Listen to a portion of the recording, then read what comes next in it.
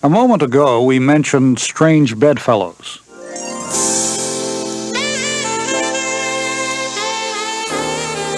Much has been made of John Kennedy's affair with a woman named Judith Campbell. Campbell was no society lady. Moldea tells us that Campbell was also mobster Sam Giancana's mistress. Giancana planted Campbell on Kennedy in order to smear him and get him to back off the organized crime investigation. It didn't work. Instead of backing down, John and Robert Kennedy intensified the war. At a mob chieftains meeting, Jimmy Hoffa suggested that the Attorney General be killed. While leaving the hearings, after these people had testified regarding this matter, did you say that SOB, I'll break his back? Who? You. Say to who? To anyone. Did you make that statement after these people testified before the committee? I never talked to either one of them after testifying. No, I'm not talking about to them. Did you make that statement here in the hearing room after the testimony was finished? Not concerning them, far as I know of. Well, who did you make it about? I don't know. I may have been discussing somebody in a figure of speech. Well, who did you make the statement? Whose back were you going to break? I don't even remember it.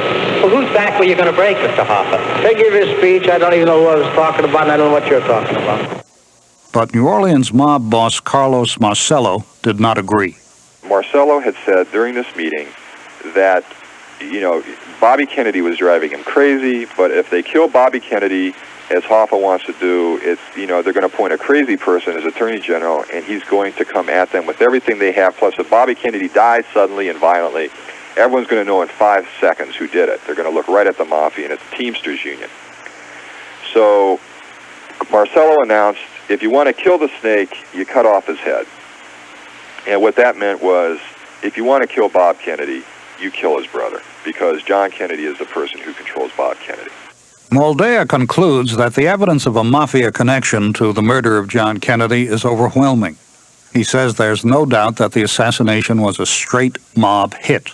On the other side of the mob question is Dr. David Rome. He says the problem with considering the assassination a mob hit is that there would have been big trouble if the mob had made a mistake, if the shooter had missed the target. How long would Kennedy stay in power? 8 years at most? And you weather those sort of things. What's more important to the mob is to continue rather than to exterminate itself. If they had failed in their attempt to shoot John Kennedy, then God help them, right?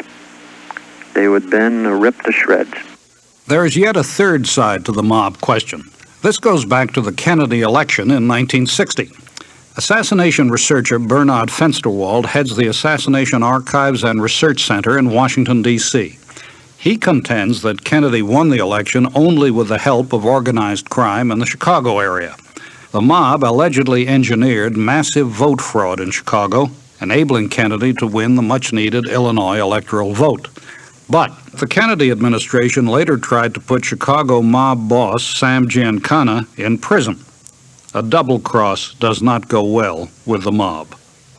Sam Giancana, for example, would have felt absolutely betrayed by the Kennedys, because if he had helped put them in power, it would never have occurred to him that once they took power that they would lean on him personally. Bobby Kennedy turns around and makes him target number 2 in the United States or something. And he could easily say, well, those cheap sons of bitches, they have betrayed me. And I think if that were the case, he certainly would have had the means and the motive and everything else. The man who shot Oswald on national television was not then, but is now known to have been connected with the mob. The suspect's name is Jack Rubenstein, I believe. He goes by the name of Jack Ruby. His telephone records in the days and weeks before the assassination indicate that he had been talking to several top officials in the Teamsters Union and to a mob enforcer in Chicago. Former President Gerald Ford was a member of the Warren Commission that investigated the assassination. He thought that Ruby was simply an odd person who overreacted. Well, there's no question Jack Ruby was an odd, eccentric individual. An individual who was very emotionally attached to the Kennedy family, etc. I was present with the Chief Justice At the time, we interrogated Jack Ruby, and I can tell you from my own experience in that interrogation that Jack Ruby was the kind of a person who could, and obviously did, take dramatic action. I don't recall offhand the allegations of him being part of or having association with criminal elements, but I can tell you from my own presence at the interrogation of Ruby that it was very possible that somebody that emotionally unstable could have done on the spur of the moment what he did do. Ford believes Ruby's claim to have had a deep affection for the Kennedy family and to have killed Oswald to protect Jackie Kennedy from the horror of a trial in Dallas. To others, that's simply a smokescreen. Do you have anything to say in your defense? Oswald has been shot. President Gerald Ford does not believe that Jack Ruby was connected to the underworld. He told me that really the first thing that he remembered of the shooting itself was when he was in the homicide office after the shooting, and he says they were shouting, and someone was shouting at him, "You shot Oswald. Why did you shoot Oswald?" And that's really the first recollection he has of it. I would think that we would at least plead temporary insanity. Further, Ford maintains that the mob was not involved in the assassination. But a more recent study done on the case suggests again that there was organized criminal involvement. Dr. David Scheim has published a book entitled Contract on America, a discussion of criminal influence in the assassination. Scheim, along with 7 Harvard students, studied the assassination and came to a simple conclusion. That the Mafia killed President Kennedy, and in particular that Carlos Marcello, the Mafia boss of New Orleans, was a central figure in this conspiracy. And his investigations found that the same name kept popping up, Carlos Marcello, the New Orleans crime boss. Marcello's fingerprints are all over the case. We look at Ruby's phone records. He's calling and visiting many associates of Carlos Marcello. Oswald is in very close contact in 1963 with 2 lieutenants of Marcello, David Ferry and his uncle Dutz Merritt. At least 2, I wouldn't say lieutenants. Oswald was in close contact with 2 associates of Carlos Marcello in 1963. So the criminal activity traveled all the way from the New Orleans syndicate to Dallas that day by way of Jack Ruby, who ran a strip joint there. This is Detective Jim Lavelle, who was this morning handcuffed to Oswald and was bringing him out to the car to be transferred to the county jail. Could you tell us what happened? Now, you were handcuffed to him? I was handcuffed to him and also had a hold of the waistband of his trousers. I saw this man come from the crowd, and at the time he emerged from this crowd of people, he was not more than 6 or 7 feet from me. Did you see the gun in his hand as he came? I saw the gun in his hand as he emerged from the crowd, but being such a short distance from me, I had no time to say anything. Did you recognize him when he came through? Yes, I have known Jack Ruby for a number of years, and I recognized him just as soon as he emerged from the crowd. Scheim says also that the Dallas police were no strangers to organized crime. After Ruby shot Oswald, he was put in a Dallas jail cell under the custody of Sheriff Bill Decker. And, in fact, Decker wrote a character reference for Joseph Civillo, the Mafia boss of Dallas, who was also a close associate of Ruby. So when Ruby, after his first-degree murder conviction, requested to testify before the Warren Commission and then told the Commission, "My life is in danger in Dallas. I can't tell the truth in Dallas. I want to go to Washington to testify," Ruby had very strong grounds for his fear and for wanting to be transferred to another place. The only thing I can say, what is your name, and I'll know how to address you. Harry Kendall. Harry Kendall. everything pertaining to what's happening has never come to the surface. The world will never know the true facts of what occurred, my motives.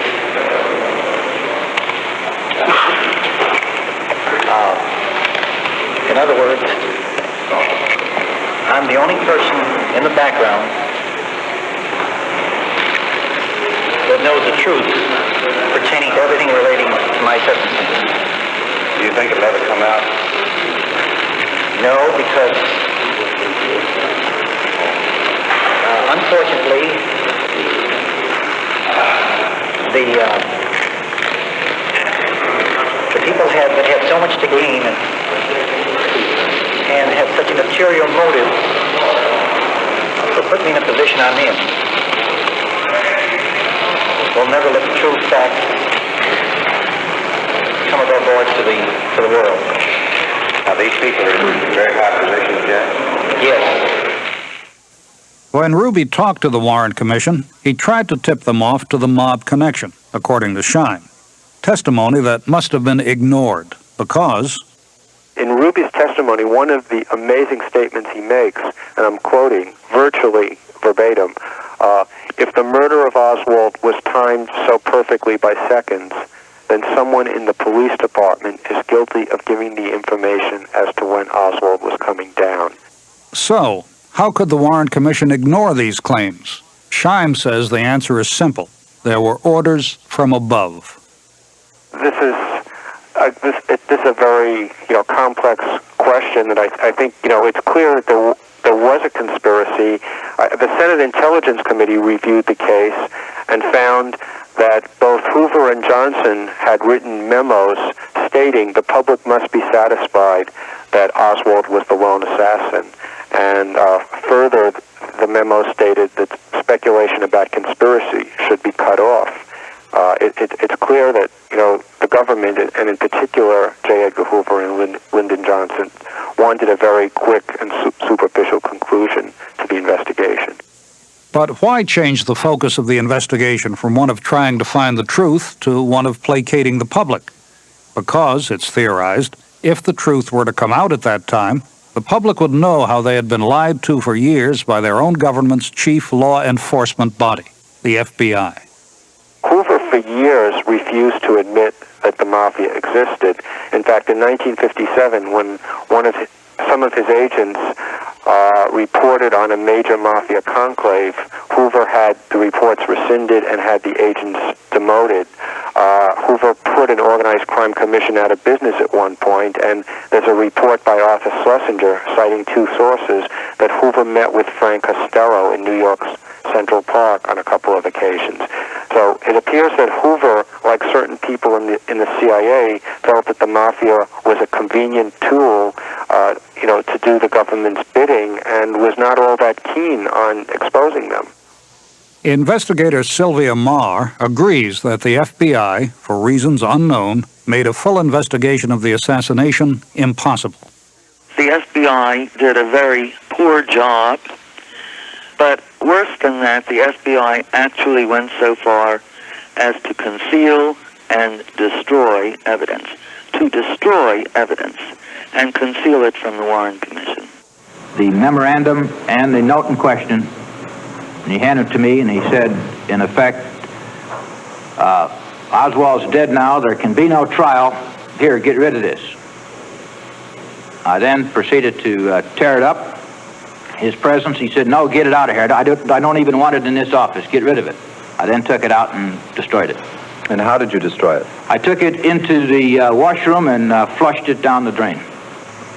Well, how many agents in the Dallas field office knew about it? I understand about 30. About 30. How many in the Washington field office and headquarters? To my knowledge, none. Well, wasn't Mr. Shanklin on the telephone a lot with J. Edgar Hoover? He was on the telephone to FBI headquarters. I don't know specifically who he was talking to. Were he and Mr. Hoover rather close? Well, for Mr. Hoover, and he reported to him.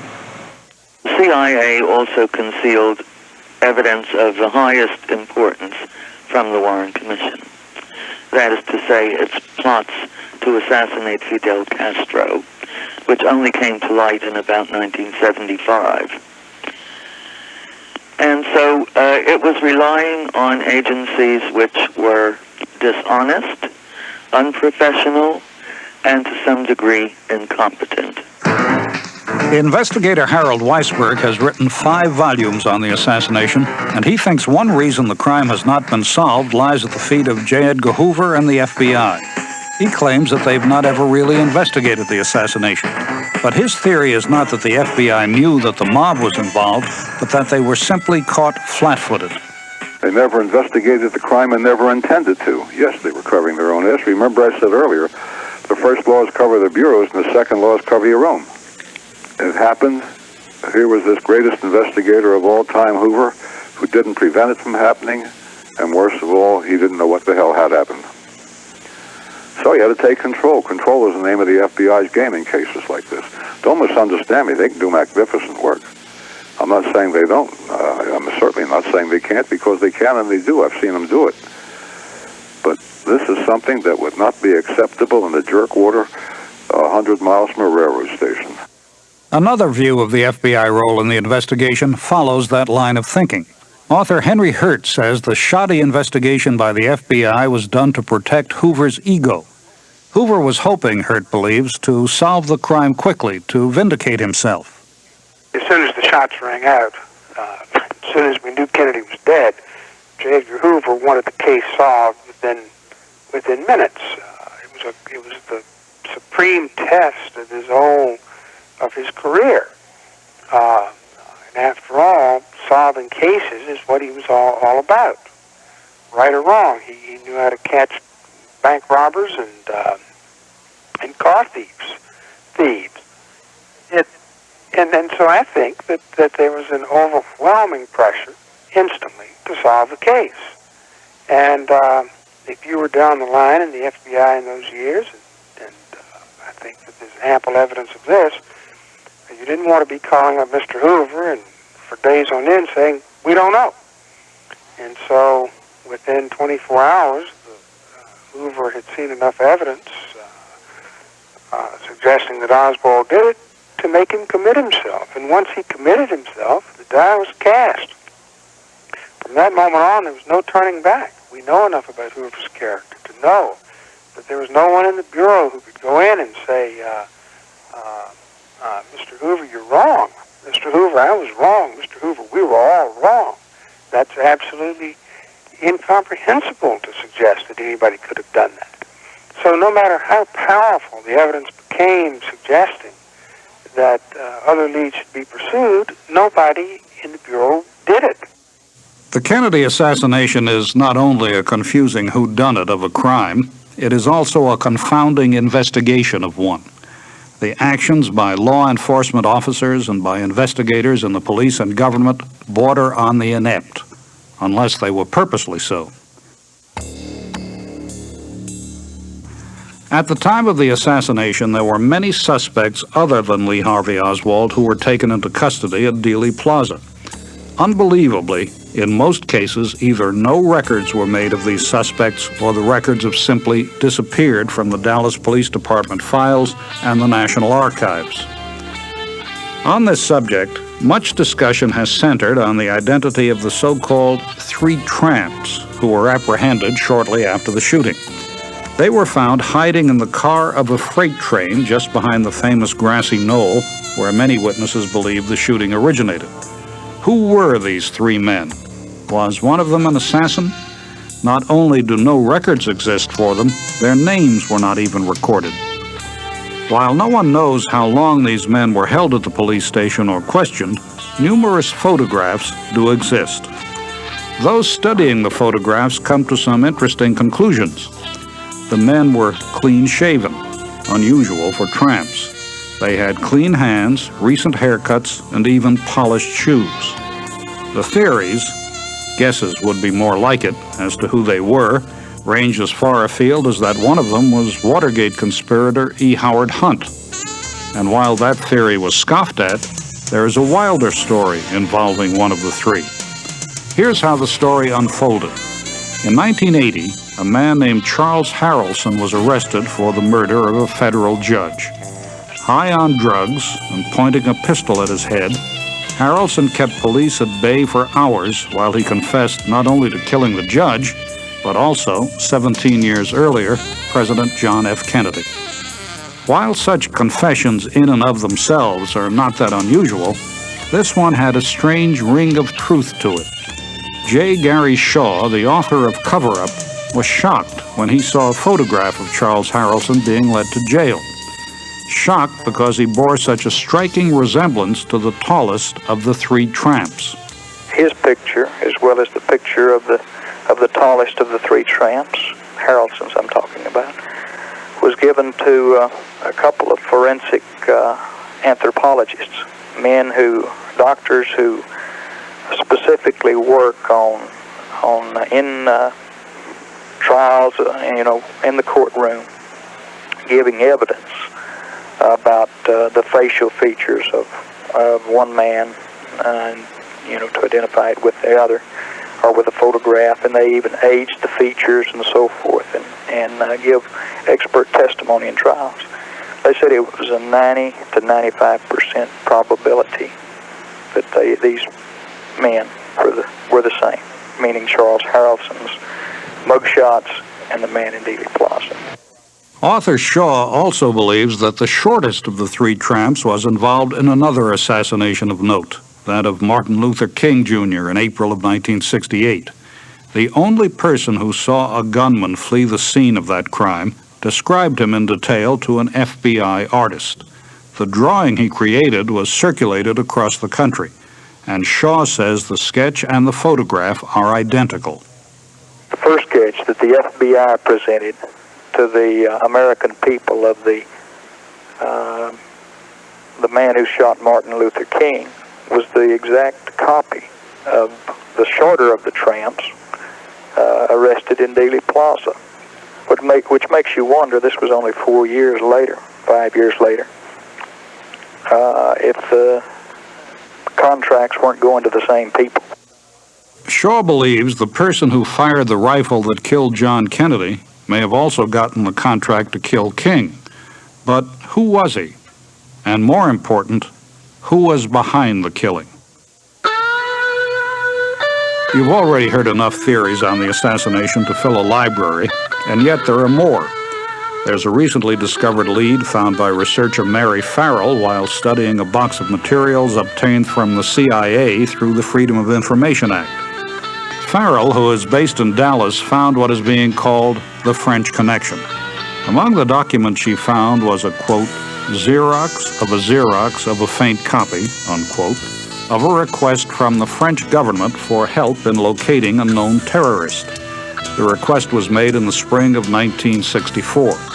The terrorist was in Dallas on November 22, 1963, and deported from the state 2 days after the assassination. The man, Jean Swetre, leaves another trail of unanswered questions.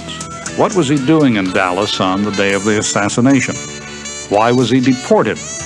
And why did the Warren Commission never learn of his presence there? Bernard Fensterwald discusses this fascinating piece of the unsolved puzzle. He and apparently 2 other French mercenaries were in Dallas on the day of the murder. At least according to the French government, they were. And at that time, de Gaulle, this was March of 1964, de Gaulle was going to make a trip to Mexico City, and the French security were very much fearful for his life.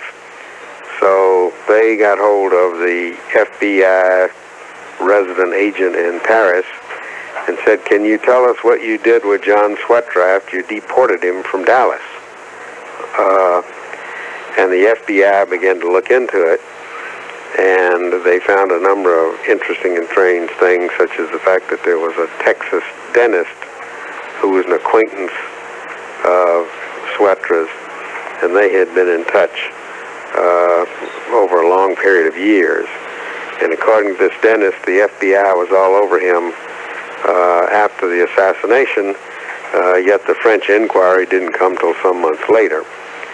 And Mr. Swetre also used 2 aliases, and one was Roux, R-O-U-X, And Mr. Rue was in Texas that day, and the FBI found the whole story on him.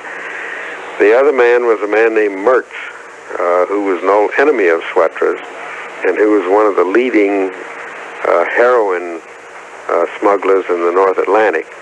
So you had these three rather colorful characters, one or all of them involved in what appeared to be no legitimate business, and they had followed John Kennedy around Texas. They had been in Houston the day before, Fort Worth the morning of the murder, and then in Dallas apparently at the time of the murder. But we've got about half of the facts of the story from both the CIA and the FBI and from the French government, but there are large gaps in it, and we've just never been able to put it all together. There are claims that Lee Harvey Oswald was a patsy, that he did not shoot the president at all. And a theory that emerges from that one is that there was a second patsy system in place. Robert Sam Anson and David Lifton share this idea. If Oswald was merely a scapegoat, they say, and the murder just happened to be in Dallas, where Oswald lived, could there have been other potential fall guys in other cities where Kennedy visited, just in case Dallas went awry? Anson made a discovery. If Oswald was not involved as a shooter, that the assassination had to be a movable feast, and that it could have happened not just in Dallas but elsewhere. And through the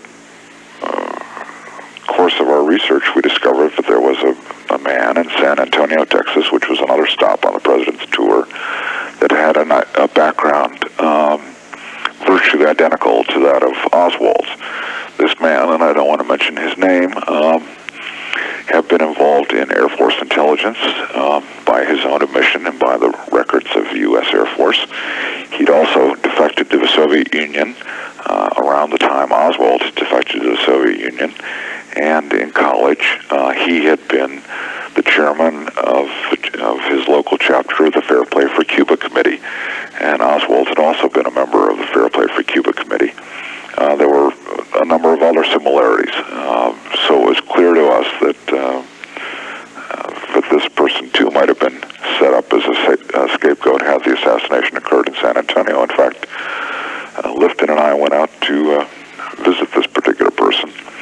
I recall very vividly the day he answered the door, and Lifton and I had arrived on his porch unannounced, and this man opened the door. We announced ourselves as reporters from New York and said we were there because we thought that he'd almost become the accused in a murder he did not commit. And he said, "What murder was that?" And we said, "The assassination of President Kennedy." And you would think that anyone would be startled by that information. He wasn't startled at all. He said, "I know precisely what you're talking about, and I have no interest in discussing